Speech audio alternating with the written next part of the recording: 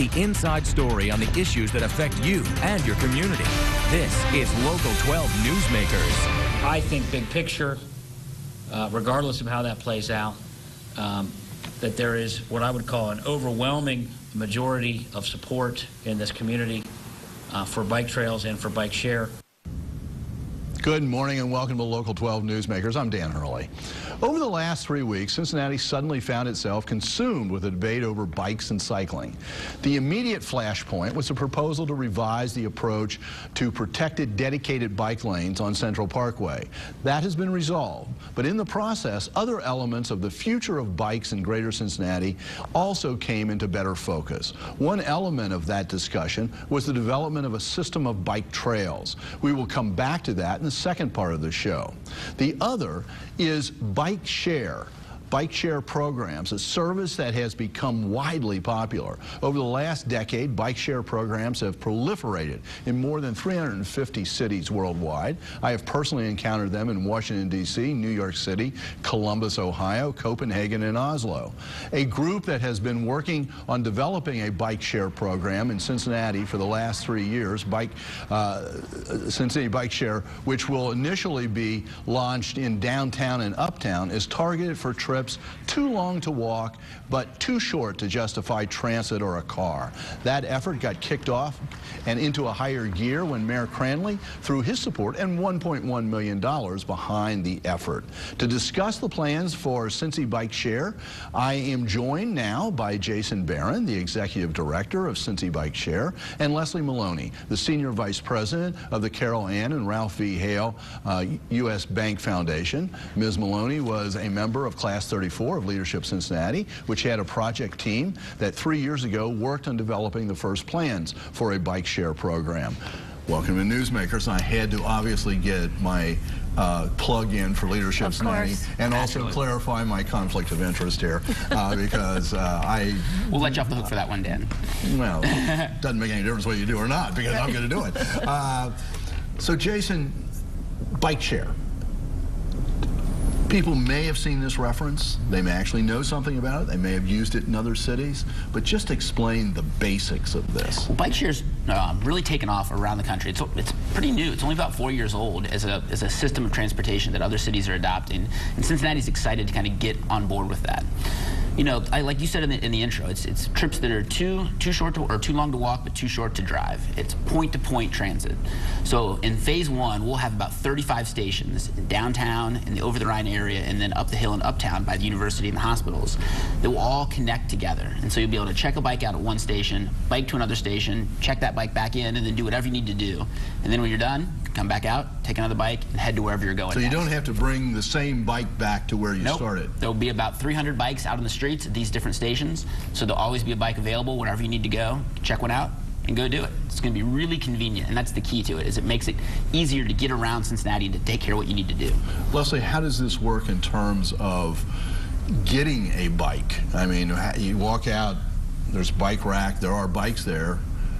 How do we get access to them? It's pretty easy. There are two ways. One is you can get an annual membership, and we haven't priced it yet, but it'll probably be somewhere between $70 and $80, $85 a year. And that gives you access to unlimited number of 30-minute rides. And you'll have some sort of key? You'll get a key card that you just swipe in the kiosk. It unlocks the bike, and away you go. If you don't sign up for an annual membership, you can use a credit card, and we'll probably just do daily passes. Again, you swipe your credit card, and it will give you access to unlimited number of 30-minute rides for that particular day. Okay, so unlimited number of 30-minute rides. What I mean, what if it's unlimited? Why are we saying 30? Well, the idea, as Jason said, is it's point-to-point transportation. Oh, okay. So it's not to take a bike out and ride for an hour on your lunch time. You can go down to the riverfront and rent a bike down there. This is point-to-point transportation. So if you ride 35 minutes, we're going to start charging you, and we haven't worked out those rates yet. Okay. So the practicalities of this. I work right in the center of downtown, so I go out, I get a bike, I ride up to over the Rhine, and then I'm going to go to lunch, and I have to only walk 2 blocks to lunch. So now I'm going to walk back to my office. I'm not going. So now there's a bike up and over the Rhine that started off downtown just how do you keep this all balanced? Won't all the bikes end up in the same rack sometime, or how do you keep this working? Well, the stations will be spread out around the city, you know, so a lot of different areas. So the idea is hopefully there's always a space to park a bike when you show up, and always a bike there for you to take when you're done and have to go somewhere else. Now, one of our challenges will be rebalancing the system to make sure that if there are particular traffic patterns, that we address those and kind of move the bikes back around to keep a nice, even balance to the system. But we also expect that a lot of folks will just kind of naturally move the bikes around, and that the bikes will have kind of a natural flow to them. But we'll be able to monitor that and kind of make sure that we're adjusting to that in real time to keep the bikes spread out. How much do you expect, say, somebody who is up in Uptown near the university, who has a meeting in downtown, to pick up a bike and drive it downtown? So between those two areas, how much? And I'll ask the opposite question about going back up the hill in a minute, but coming down the hill. You might have more coming down the hill just because gravity works with you, but in all honesty, I think the two areas will work somewhat independently of each other, because we have buses that go up the hill, we'll have the streetcar that will go up the hill eventually, so there are other ways for them to get up and down the hill. But again, once they get down the hill, wherever they get off at the bus stop, I'm sure there's a bike station right there nearby. They can jump on the bike and go to wherever their meeting is. And is this, having these two areas, is this what you imagine, or is this the beginning of what you imagine? Well, what's really cool about it is, so when we initially planned it, you know, we kind of thought small. We thought that we'd do phase 1 in downtown and over the Rhine, and then phase 2 in the Uptown area, and then who knows, maybe phase 3 in Northern Kentucky, maybe phase 3 coming out some of the, you know, the main roads out to the neighborhoods. But when we sat down with John Cranley in January, he said, wait a second, why aren't you thinking bigger? Why aren't you doing downtown and uptown at the same time? So Mayor Cranley, you were talking to him back in January, and he was already talking, we got to do it bigger. I mean, it was pretty great. When So the mayor it wasn't just turned When the mayor was around. elected, he started talking bike share from the get-go, which was really exciting to us. And so we wanted to make sure we got in to see him. His thinking was right in line with ours, except it was bigger. And he said, no, let's not start slow. I want to really make this system work. The bigger it is, like a lot of things, it'll make for more riders. It'll make it more effective, more efficient. And so he really pushed us to do more early, which is pretty exciting, because it's going to allow our system to connect these two major employment centers, kind of the two dense areas of downtown immediately. And it's going to make for a much better system. Yeah, the two largest, I can't say this too often, those are the two largest Absolutely. employment centers in our entire region. Right. So is there going to be a possibility, you mentioned Northern Kentucky before, Covington, Newport. Is it possible to take, in your mind, is it going to be possible to take a bike across the river, another state? Does that pose any sort of problem, or is that that's only some government's problem? Absolutely. Well, and I don't even know that it's a government's problem. I mean, you know, the system will be independent of, you know, state lines, just like bike riders or people that drive cars or residents. You know, people don't see those lines quite like government does. And so we'll be able to set up a series of stations over there, and there's no reason why those bikes won't be able to interact. Okay. People will be able to maybe park over there, have dinner at the levee, and then ride across the river and go to a Reds game, or come across the river and, you know, go to the banks or whatever. Yeah, yeah. You know, one of the things that brought all this sort of to people's attention was the idea of protected bike lanes and people riding in the streets. And the second part of the show, we're going to talk about bike trails, dedicated bike trails, but people riding in the streets and what sort of came up with Central Parkway. But on these, people will be riding on downtown streets. Correct. And, you know, there aren't dedicated bike trails there, and people will be mixing in traffic. What's your concern? What's your worry? What do you think sort of education is going to be necessary for people who aren't used to riding? I mean, there are people who already ride their bikes to work on a regular basis, or who are serious cyclists and know sort of what the rules are. But is an education going to be necessary here? Yes, and the city has always been advocating for bike safety, but one of the things we've learned from other cities is that having bike share in those cities actually tends to slow traffic down, because now the bikes and the cars are sharing the same lanes. And so, and because these bikes are big and clunky and they'll be bright red, they'll be pretty visible. And so I think it's sort of the bikes help to slow down the traffic. But sure, there's always some concern. But these bike share systems, if I remember, Jason, have had very few accidents. That's correct, yeah. And so the key thing is, and we'll have, we'll be partnering with advocacy organizations like Queen City Bike and the Cincinnati Cycle Club to have some educational classes in order to help people ride. One of the key things is, and it's kind of counterintuitive, but you got to treat your bike just like you would a car. It's safest if you ride in the center of the lane. That way, people have to get into a different lane to pass you rather than try to sneak by you. And but then you also have to obey the rules. You have to stop at the stoplight. You have to stop at stop signs. You have to wait for people in the crosswalk. And if riders of bikes do that, then it operates, really seamlessly, and they fit right in with cars. The other cool thing is that bike share, in some way, bike share is kind of like a gateway bike. It gets you back on a cycle. I mean, there's a reason why people say it's like riding a bike. A lot of people stop riding bikes when they get to be about 15. Yeah. We're going to give people a really low impact, low threshold way to get back on bikes, to kind of regain that joy of riding a bike you had as a kid, and see how much it really can help your life and how much it can make your life more convenient and more effective.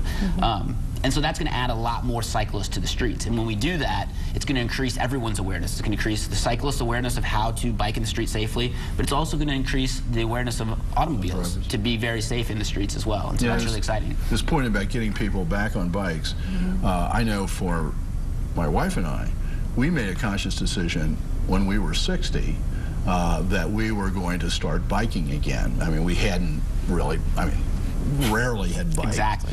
And we used our kids' bikes, who they'd left them at home,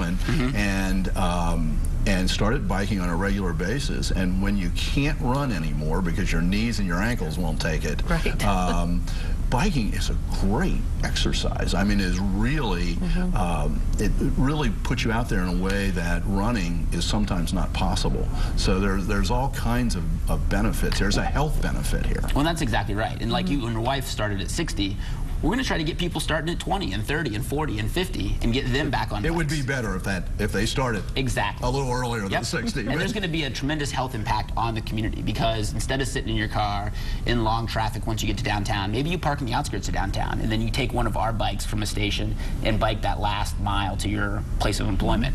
And you add in 2-3 trips like that a day, and all of a sudden you're getting a lot of exercise in before you even get to the gym or before you do your evening ride or your evening run. You're kind of adding some more exercise into your daily life. And that's going to have a real important impact. Last area here. The mayor has committed, as I understand it, $1.1 million to this. It sounds like a lot of money. Right. What's it cost to create and run a system like this? Well, as the mayor said at the press conference, this was a 50-50 partnership. So we need to raise about another $1.1 million in capital to support the startup of the bike share system, as well as buying the bikes and the kiosks and the operational system. So capital cost. Capital cost. And then the ongoing operational costs, we're still refining the numbers, but somewhere between $600 and $700 a year. But some of that $607,000 a year. But some of that gets offset by the annual memberships or the daily fees. We expect our system will probably get 30% of the operational costs covered by ridership fees. The rest we will raise probably mostly through sponsorships by companies. Final thing. When can we expect those big, clunky, beautiful bikes out on the road and seeing you ride on a regular basis? Well, that's the great question, and that's another spot where the mayor's support has come in and really played the key role to get us over the finish line. So as Leslie said, we've been fundraising for this for about, Leslie and Nancy Strassel from Leadership Cincinnati have been working on this for a couple years now, and they've really been the driving force for this for a couple years. But we're really optimistic that with the mayor's support, we're going to be able to launch this summer. Now, this summer. The goal is August. Now, there's still some hurdles we got to get over. We got to get into production schedule. We got to order these bikes, make sure our vendor can provide it. But we're working hard to do it in August. We've got a photo up on the screen right now of your bike shop. This is where you're sort of operating out of in Over the Rhine. So you're going to be based there. Exactly. And be able to move the bikes around. Yep.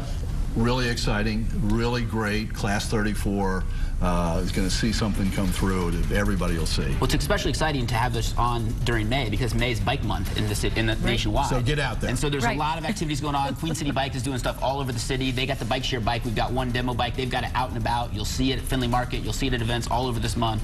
Great month to be talking about bikes. We're going to keep talking about bikes. Stay tuned after the break. For those who catch the cycling bug, a regional vision for bike trails. Welcome back. Another aspect of the cycling discussion is the development of a system of bike trails. If you love recreational biking, you probably know about the 75-mile-long Little Miami Trail that stretches from Newtown to Springfield and can be accessed in a lot of places. Or you may use self-contained trails in Miami Whitewater and other parks. But an effort is underway to create a system of interrelated trails throughout the region, similar to what already exists in places like Dayton and Indianapolis and many other metropolitan regions. To discuss this effort, I am joined now by Robin Corothers, the Executive Director of Groundwork Cincinnati, Mill Creek.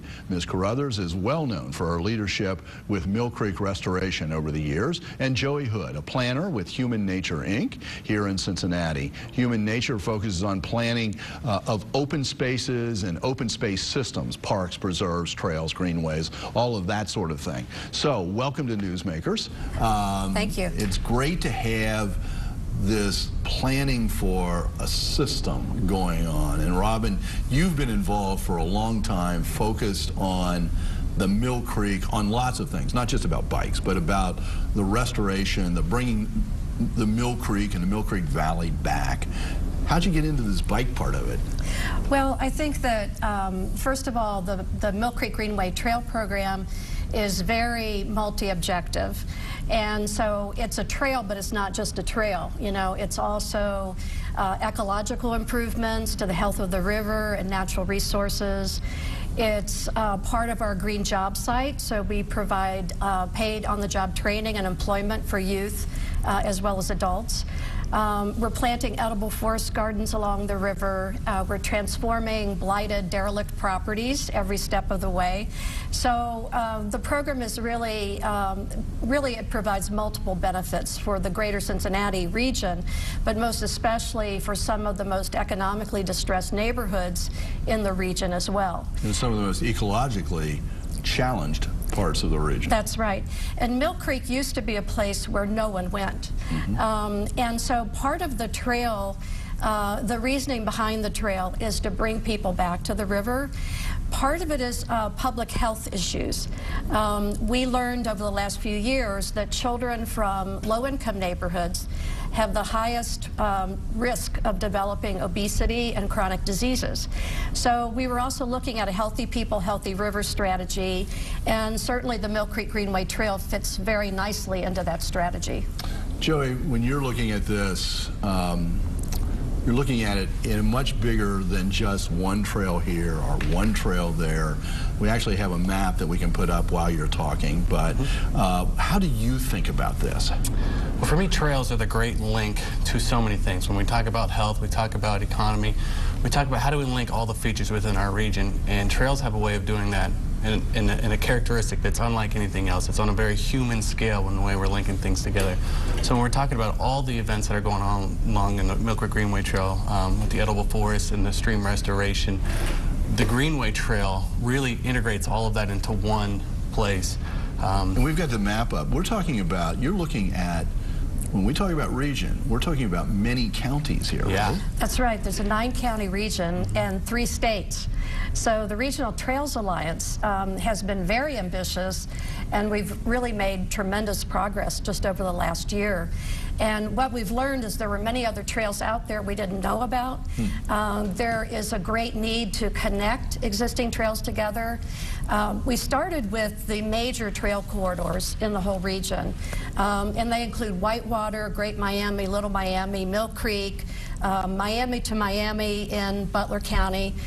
In Kentucky, Riverfront Commons, the CDG Loop Trail, and Licking River Trail.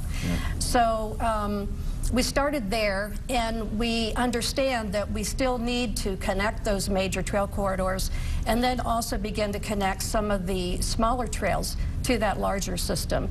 And Mill Creek happens to be the backbone of the regional trail Of course, from your point of view. And in fact, we have a map up right now of the Mill Creek Trail Plan. Joey, how much of this, you know, how many, there's a lot, as Robin was saying, there's pieces that already exist. Right. There's other pieces on drawing boards. Creating a system, what's it going to take to get from where we are today to really sort of a system that we can all understand? It's exactly what Robin mentioned. It's about a regional dialogue. It's about communicating and really sharing what we've done and what's out there. One thing that we realized as part of this regional trails plan is that we have over 300 miles worth of built trails in our region already. Really? But it doesn't feel that way because we're very disconnected. There's lots going on in the Miami to Miami connection. I would never have guessed that. Yeah. But we have so many segments, so we're talking about 2-mile segment or 1-mile segment, but what we're trying to do is what's going on in the Little Miami Scenic Trail. Let's go with 70-mile segments. Yeah. And just, by the way, just so people know, they're seeing video of the corridor for what will become the Wasson Way Trail. But keep going, Joey. and that's a great example of connecting Wasson into the Little Miami, which will connect all the way over to the Mill Creek Greenway Trail. And that goes through a really diverse and dynamic core of the city, through the university, Hyde Park, down into the Mill Creek Valley. So it's about making connections. It's also about serving all the people in the region. And it's about having trails that provide free, accessible, and convenient ways to go outside and do exercise, or kids to recreate, and also for active transportation, which is walking and biking and hiking and running.